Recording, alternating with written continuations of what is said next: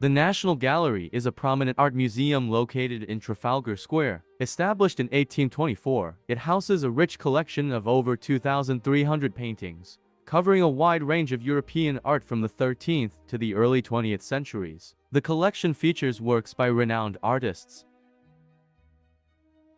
The gallery is free to visit, making it accessible to the public. The building itself is an iconic landmark with its classical architecture, and it has been expanded and renovated several times over the years to accommodate its growing collection and to enhance visitor experience. Today, we will focus our attention to three artists. First, Oscar-Claude Monet, born on the 14th of November 1840, passed away on the 5th of December 1926. He was a French painter and founder of Impressionism painting. The Beach at Trouville, by Claude Monet in 1870, Monet painted the sketch of his wife, on the left, in a friend while on honeymoon in the summer of 1870. He worked in the open air. Grains of sand and shell from the beach are still embedded in the paint surface. The Petty Brass of the Seine at Argenteuil, by Claude Monet in 1872, the Petty Brass was a quiet backwater of the river Seine near Argenteuil. Here, the river curves gently towards an empty horizon, and a row of poplars flank the river bank. The two small figures, and the large house across the river on the La Marante are the only signs of human habitation. The Gare Saint-Lazare, by Claude Monet in 1877. This is one of 12 pictures of the train station in Paris that Monet painted on the spot. The view is from inside the station, looking west. Two locomotives make steam as passengers disembark. A third train disappears under the bridge on the left.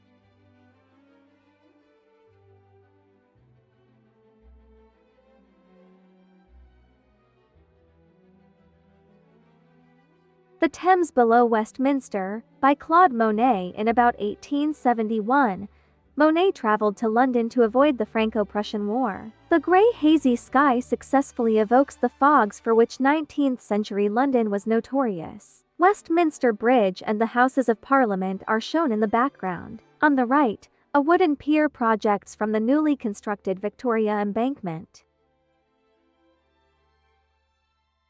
Snow Scene at Argenteuil, by Claude Monet in 1875. The heavy snowfalls during the winter of 1874 to 1875 prompted Monet to paint 18 views of the landscape around his home in the village of Argenteuil, of which this is the largest. It evokes the cold winter atmosphere through a steely palette of blues and grays, occasionally given depth by sharp accents of color. The Water Lily Pond, by Claude Monet in 1899. For more than 30 years at the end of his life, Monet found the subject matter for his art in the gardens at his home in Giverny. The water lily pond there and the Japanese bridge he constructed across it were the principal motifs in a group of 17 paintings he began in 1899, including this work. Water Lilies, by Claude Monet in after 1916. That year of 1916 Monet had a new studio built at Giverny in order to work on huge canvases, large-scale, close-up views of the surface of his water lily pond. In 1918, the day after the armistice was signed, the painter promised a group of the paintings to the French nation as a monument to peace. It was a war memorial, but of a personal, unprecedented kind. Monet described his water lilies as producing the effect of an endless whole, of a watery surface with no horizon and no shore. Distance and perspective are abolished. A limitless expanse of water occupies our entire field of vision. Closely related to that project, the present monumental canvas was not included in Monet's gift, which hangs today in the Orangerie of the Tuileries in Paris. Water Lilies, Setting Sun, by Claude Monet in about 1907. This painting shows a view of the water lily pond Monet had created in his garden at Giverny, Normandy. The flower-filled pond was a favorite subject of the artist. More spatially complex than earlier versions, this painting shows the inverted reflection of a weeping willow silhouetted by the setting sun, over which the water lilies float. Our second artist is Vincent Willem van Gogh, born on the 30th of March 1853, passed away on the 29th of July 1890. He was a Dutch post-impressionist painter who is among the most famous and influential figures in the history of Western art. In just over a decade, he created approximately 2,100 artworks. Two Crabs by Vincent van Gogh in 1889. After his release from hospital in Arles in January 1889, Van Gogh embarked on a series of still lifes, including crab studies. This painting may show the same crab, upright and on its back. Parallel strokes sculpt the creature's form on an exuberant sea-like surface. Van Gogh's Chair, by Vincent van Gogh in 1888, a simple yellow chair stands on an earthenware floor, contrasting with the blue door and wall. The artist's tobacco and pipe have been placed haphazardly on the chair. Behind, some sprouting onions peek out of a box. Van Gogh meant this simple composition of everyday objects to represent his direct and plain-speaking character.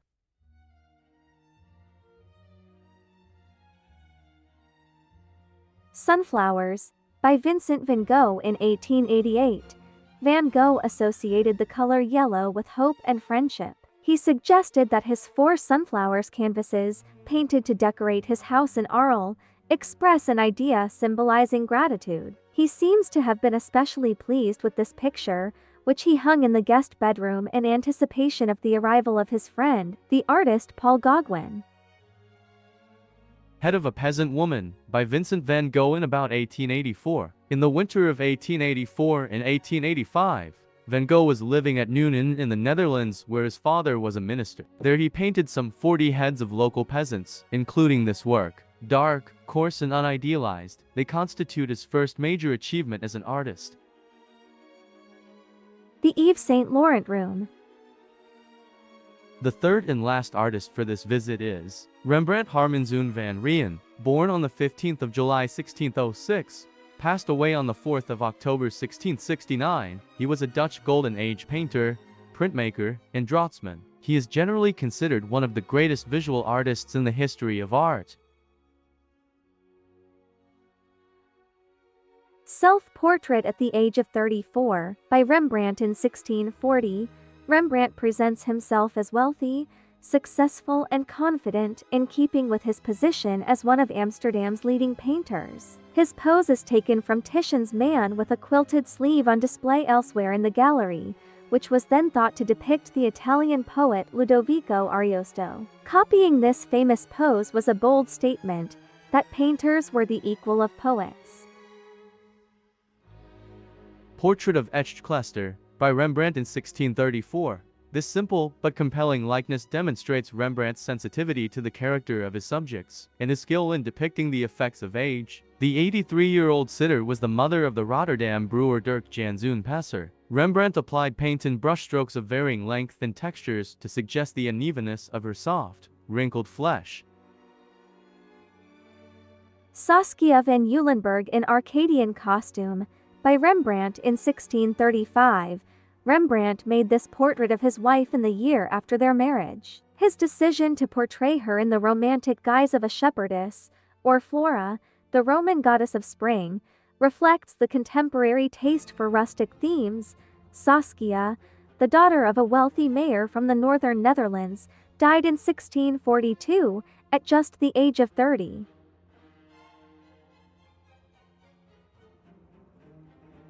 Portrait of Philips Lucas, by Rembrandt in 1635. Philips Lucas was a senior official with the Dutch East India Company. He had returned to the Netherlands in 1633. Rembrandt painted this portrait shortly before Philips left for Batavia, Java, where he died a few years later. The Dutch oval frame dates from about 1690 to 1700. The portrait might have been cut down from a rectangle to an oval at about the same time. This painting is by a follower of Rembrandt. A man seated reading at a table in a lofty room was about 1628 to 1630. It was once attributed to Rembrandt.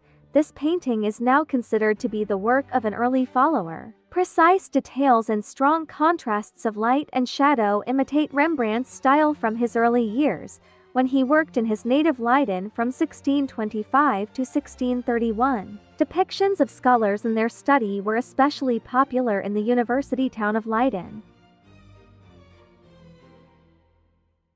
Anna and the Blind Tobit, by Rembrandt in about 1630. The story of Anna, her husband, and their son Tobias is told in the apocryphal book of Tobit chapter 2. God tested their faith by reducing them to poverty and blinding Tobit. In the 17th century, they were considered to be examples of piety in adversity. This painting was probably painted in Leiden just before Rembrandt's move to Amsterdam.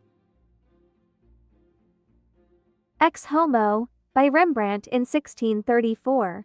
The subject known as ex homo, behold the man, derives from Pilate's words in the Gospel of St. John 19:5. Pilate presents Christ to the people who demand his execution, insisting that they have no king but Caesar. This sketch is the only known full-scale preparatory study Rembrandt made for one of his etchings.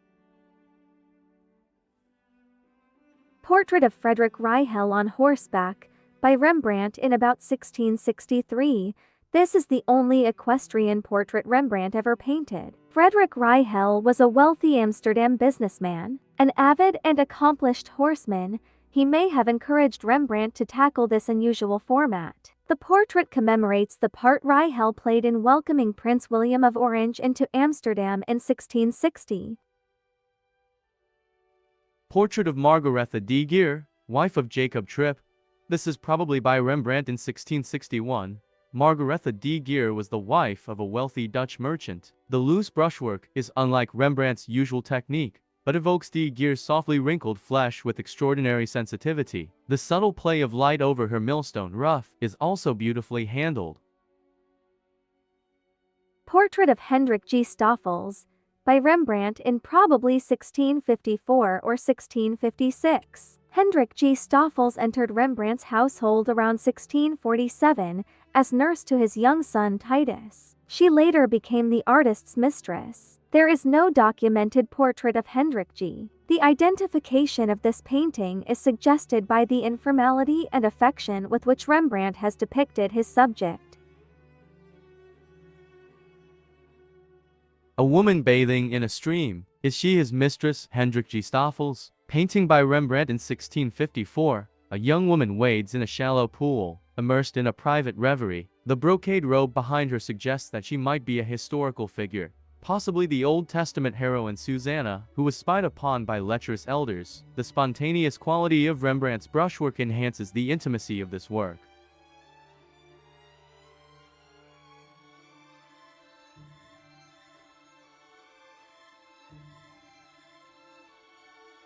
Portrait of Margaretha de Geer, wife of Jacob Tripp, by Rembrandt in about 1661.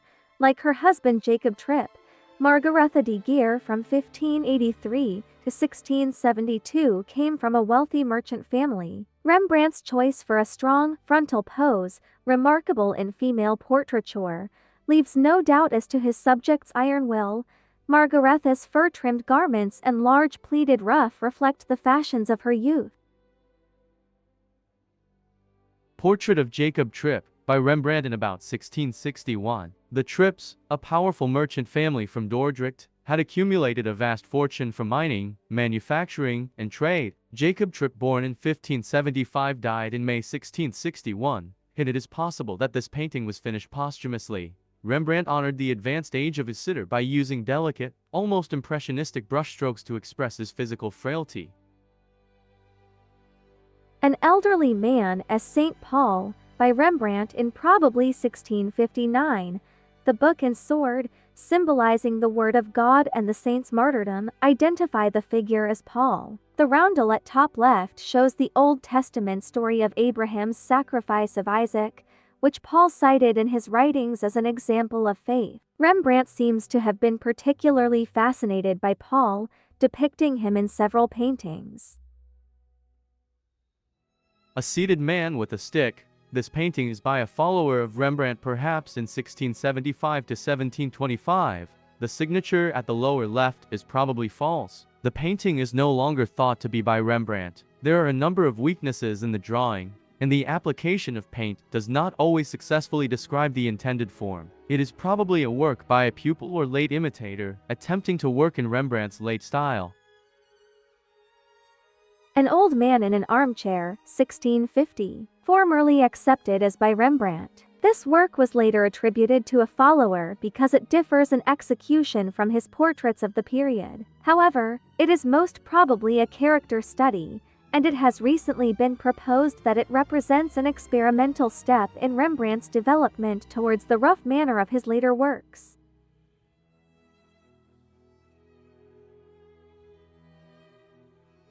The National Gallery is an exempt charity and a non-departmental public body of the Department for Culture, Media, and Sport. Its collection belongs to the government on behalf of the British public. An entry to the main collection is free of charge.